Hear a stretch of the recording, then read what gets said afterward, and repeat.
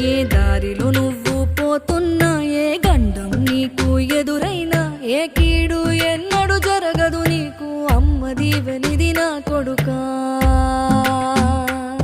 ఈ దిక్కులు నీతో కదిలేను, ఆ చుక్కలి దిష్టి తీసేను, ఏ గాలి ధూళి సోకదు నిన్ను, అమ్మ దీవెనిది నా కొడుకా.